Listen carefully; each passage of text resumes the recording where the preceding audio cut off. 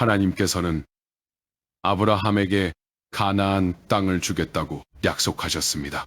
그런데 아브라함은 그 땅에서 사랑하는 아내를 묻을 작은 무덤조차 가지고 있지 않았습니다. 사라는 이미 세상을 떠났고 장례를 치르려면 다른 사람의 묘지를 사용하거나 땅을 사야 했습니다. 놀랍게도 약속의 땅에서 아브라함이 처음으로 값을 치르고 소유하게 된 땅은 화려한 집도 넓은 목초지도 아니었습니다. 사랑하는 아내를 묻기 위한 무덤이었습니다. 아브라함은 무덤 하나를 얻기 위해 얼마를 지불해야 했을까요?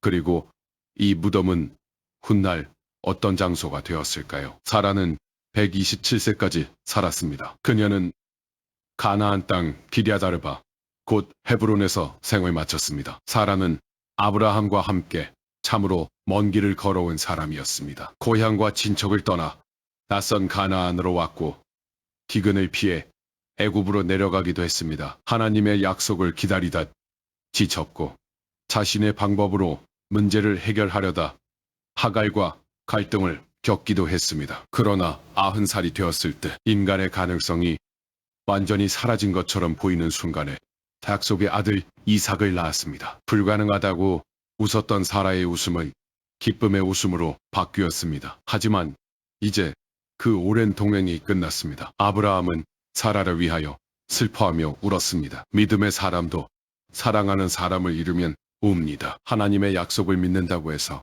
이별이 아프지 않은 것은 아닙니다. 아브라함은 자신의 슬픔을 감추지 않았습니다. 오랜 세월 함께 걸었던 아내가 이제 아무 대답도 하지 않았습니다. 사라가 머물던 자리는 비어 있었고 아브라함은 그 빈자리 앞에서 눈물을 흘렸습니다. 그러나 계속 울고만 있을 수는 없었습니다. 사라를 장사할 장소가 필요했습니다. 아브라함은 슬픔의 자리에서 일어나 그 땅에 살고 있던 헷 자손에게로 갔습니다. 그리고 자신을 이렇게 소개했습니다. 나는 당신들 가운데 나그네요 거류하는 사람입니다. 내가 죽은 이를 내 앞에서 내어다가 장사할 수 있도록 묘지를 주십시오. 하나님께서는 이 땅을 아브라함과 그의 후손에게 주겠다고 약속하셨습니다. 그러나 아브라함은 자신을 땅의 주인이라고 내세우지 않았습니다.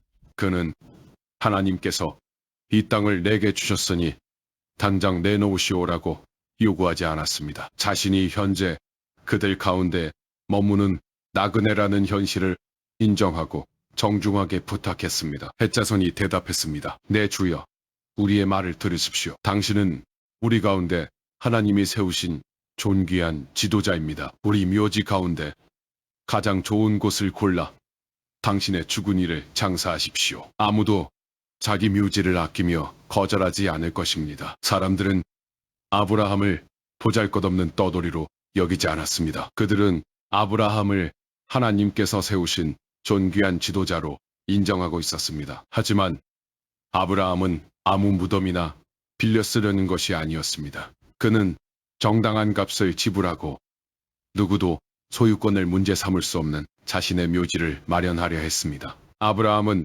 그들 앞에 몸을 굽혀 정중히 인사한 뒤 말했습니다. 소할의 아들 에브론에게 부탁하여 그의 반머리에 있는 막벨라 굴을 내게 팔도록 해주십시오. 충분한 값을 받고 그 굴을 내 묘지로 주도록 말해주십시오. 아브라함은 자신이 원하는 장소를 정확히 알고 있었습니다. 에브론의 밭 끝에 있는 막벨라 굴이었습니다. 그때 에브론은 성문에 모인 헷자손 가운데 앉아 있었습니다. 이 거래는 두 사람만 은밀하게 결정한 것이 아니라 성문으로 드나드는 사람들이 듣는 공개된 자리에서 진행되었습니다. 에브론이 아브라함에게 대답했습니다. 내 주여, 그렇게 하지 마십시오. 내가 그 밭을 드리고 그 안에 있는 굴도 드리겠습니다. 내 백성 앞에서 그것을 당신에게 드리니 당신의 죽은 이를 장사하십시오. 마치 밭과 굴을 아무 데가 없이 모두 주겠다는 말처럼 들렸습니다. 그러나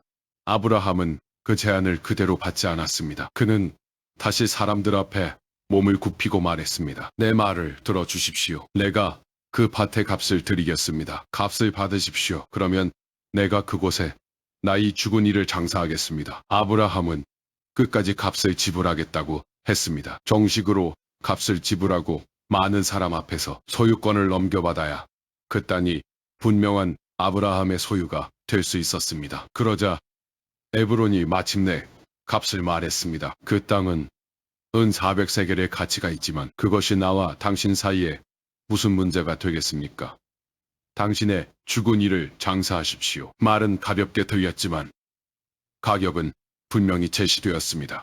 은 400세겔이었습니다. 성경의 무게 단위를 오늘날의 무게로 환산하는 데에는 기준에 따라 차이가 있지만 대략 4.5kg 안팎의 은으로 보기도 합니다. 다만 당시 실제 부동산 가치와 비교하여 비싼 가격이었는지는 정확히 단정할 수 없습니다. 중요한 사실은 아브라함이 더 흥정하지 않았다는 것입니다. 그는 에브론이 말한 값을 받아들였습니다. 그리고 모든 햇사람이 듣는 앞에서 상인들이 사용하는 기준에 따라 은 400세겔을 달아 에브론에게 건넸습니다. 오늘날과 같은 주화를 세워서 준 것이 아니라 은의 무게를 달아 지불한 것입니다. 거래가 끝났습니다. 그러나 성경은 단순히 아브라함이 굴 하나를 샀다고 기록하지 않습니다. 에브론의 밭과 그 안에 있는 막벨라 굴, 그리고 밭의 경계 안에 있는 모든 나무까지 아브라함의 소유가 되었다고 자세히 기록합니다. 성문으로 드나드는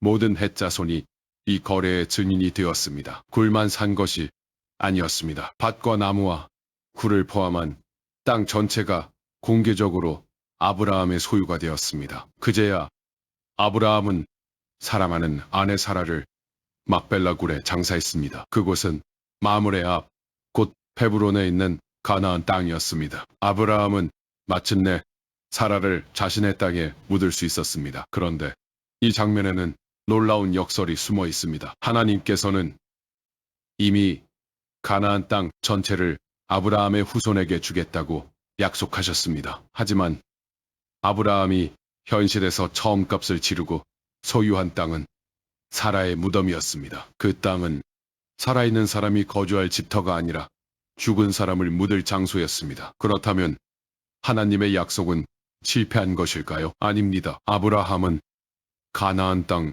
전체를 소유하지 못한 채 살아갔지만 하나님께서 언젠가 이 땅을 그의 후손에게 주실 것을 믿었습니다. 막벨라 굴은 작았지만 약속의 땅에 세워진 믿음의 표지와 같았습니다. 나는 지금 나그네이지만 하나님께서 이 땅에 관한 약속을 반드시 이루실 것이다. 아브라함은 사라를 옛 고향으로 데려가지 않았습니다. 하나님께서 약속하신 가나안 땅에 묻었습니다. 그의 가족이 돌아가야 할 곳은 과거의 고향이 아니라 하나님께서 약속하신 땅이었기 때문입니다. 그리고 세월이 흐른 뒤 막벨라 굴에는 사라만 묻히지 않았습니다. 아브라함도 그곳에 묻혔습니다. 이삭과 그의 아내 리브가도 그곳에 묻혔고 야곱의 아내 레아도 그곳에 묻혔습니다. 마지막에는 야곱 역시 애굽에서 숨을 거두기 전에 자신을 반드시 막벨라 굴에 묻어달라고 자녀들에게 당부했습니다. 사라 한 사람을 위해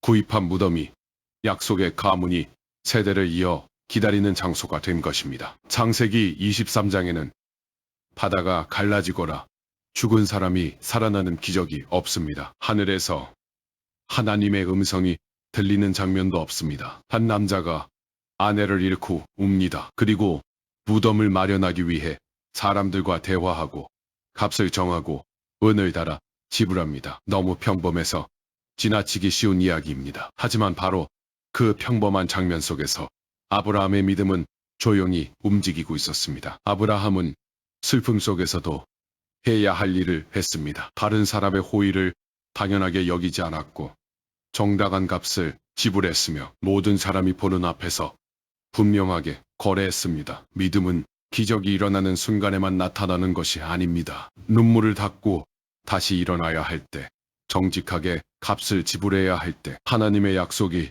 아직 이루어지지 않은 것처럼 보여도 기다려야 할 때에도 믿음은 드러납니다. 아브라함이 손에 넣은 것은 무덤 하나뿐이었습니다. 그러나 그는 무덤보다 더 큰 것을 바라보고 있었습니다. 사라는 세상을 떠났지만 하나님의 약속은 죽지 않았습니다. 막벨라 굴의 입구가 닫히는 순간에도 하나님의 이야기는 끝나지 않았습니다. 오히려 그 무덤 앞에서 새로운 질문이 시작됩니다. 이제 어머니 사라를 잃은 이삭은 어떻게 될까요? 누가 이삭의 아내가 되어 하나님의 약속을 이어가게 될까요? 아브라함은 사라의 장례를 마친 뒤 늙은 종을 불러 아주 중요한 임무를 맡기게 됩니다. 그리고 다음 장, 창세기 24장에서 한 여인이 물동이를 메고 우물가로 다가옵니다. 그녀의 이름은 리브가였습니다.